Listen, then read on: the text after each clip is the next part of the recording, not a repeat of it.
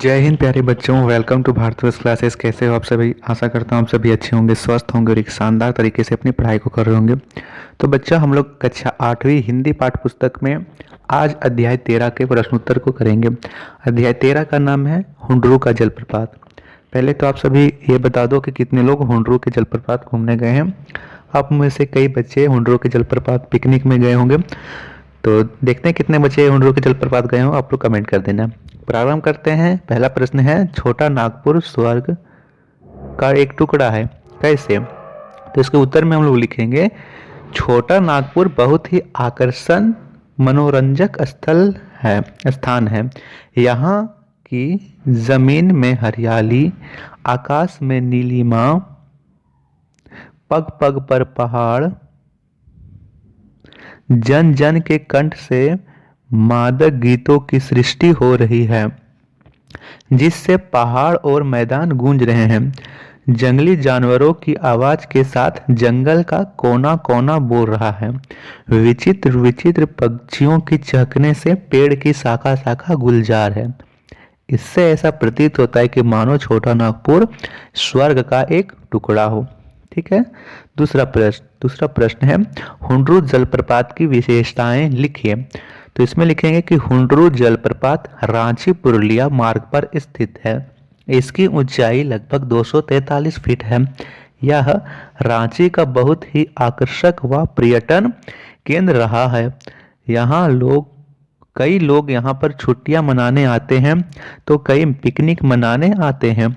कल कल करता सफेद पानी इतना स्वच्छ और निर्मल होता है कि उसे देखते देखते जी नहीं भरता। ठीक है। आप लोग, कई लोग गए भी होंगे पिकनिक मनाने के लिए, तो आप लोग इसे नोट कर लो बच्चा। चलिए करते हैं तीसरा प्रश्न है, पाठ में एक दृश्य का वर्णन दो तरह से किया गया है।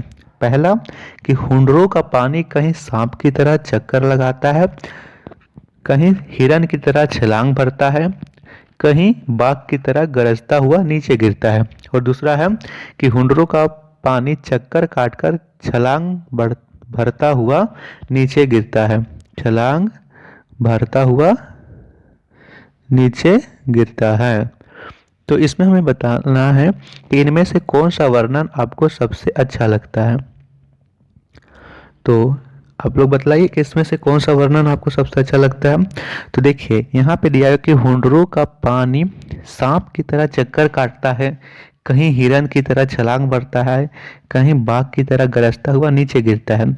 और दूसरा करता है कि हुंडरों का पानी चक्कर काटकर छलांग भरता हुआ नीचे गिरता है। तो देखिए, यहाँ जो पहली पंक्ति है, यह कथन वो सबसे अच्छा है, क्योंकि यहाँ पे देखिए कितनी अच्छी विशेषता बतलाई गई है।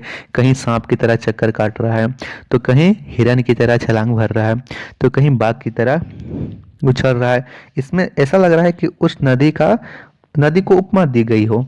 कभी उसे सांप की उपमा दी गई हो, कभी उसे हिरन की उपमा दी जाती है, तो कहीं उसे बाघ की उपमा दी जाती है। तो आप लोग क्या लिखना है कि मुझे प्रथम कथन सबसे अच्छा लगता है, क्योंकि उसमें नदी का नदी को विभिन्न विभिन्न उपमा दी गई है। ठीक है, इतना आपको लिखना है। चौथा प्रश्न है, लेखक ने पाठ में किस किंवदंती की बात की है और क्या सलाह दी है।